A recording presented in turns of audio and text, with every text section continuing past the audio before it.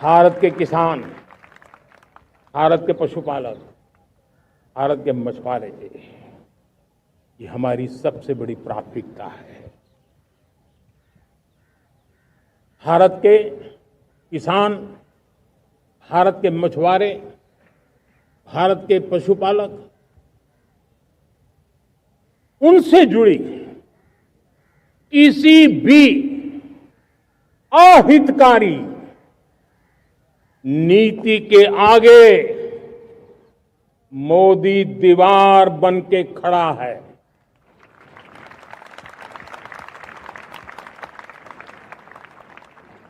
भारत अपने किसानों, अपने पशुपालकों, अपने मछुआरों के संबंध में कभी भी कोई समझौता नहीं स्वीकार करेगा।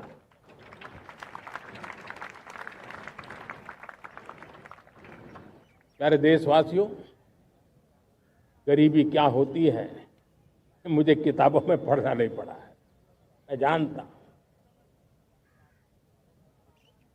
सरकार में भी रहा हूं और इसलिए मेरी कोशिश रही है कि सरकार फाइलों में नहीं होनी चाहिए। सरकार देश के नागरिकों की लाइफ में होनी चाहिए।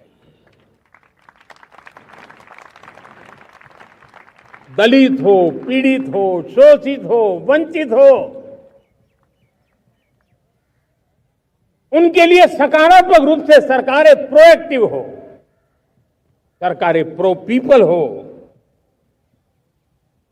उस दिशा में हम निरंतर प्रयास कर रहे हैं।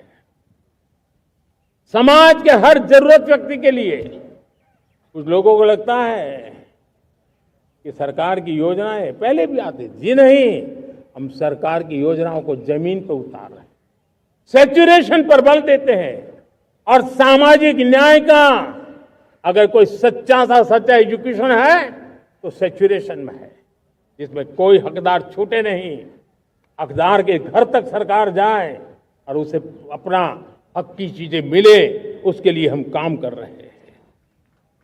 जनधन अकाउंट जब खोले गए ना, वो सिर्फ बैंक का अकाउंट था ऐसा नहीं है, उसे एक स्वाभिमान मिला था कि बैंक के दरवाजे मेरे लिए भी खुलते हैं, मैं भी बैंक के दरवाजे में जाकर के टेबल पे हाथ रख करके बात कर सकता हूं। यह विश्वास हमने जगाया है। आयुष्मान भारत ने बीमारी को सहने की आदत से मुक्ति दिलाने का और उनको अच्छे स्वास्थ्य के लिए मदद करने का काम। और जब हम वरिष्ठ नागरिकों को 5 लाख रुपए से ज्यादा मदद कर करके उनके आरोग्य की चिंता करते हैं, आज पीएम आवास 4 करोड़ गरीबों को घर मिलना मतलब जिंदगी के नए सपने वहां सजते हैं।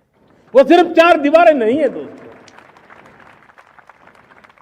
रेहड़ी पटरी वालों के लिए पीएम स्वनिधि योजना, जो कभी ब्याज के चक्कर में फंसा रहता था, आज पीएम स्वनिधि से रेहड़ी पटरी वाला भी, और आपने देखा वो यूपीआई से पैसे लेता है, यूपीआई से पैसे देता है।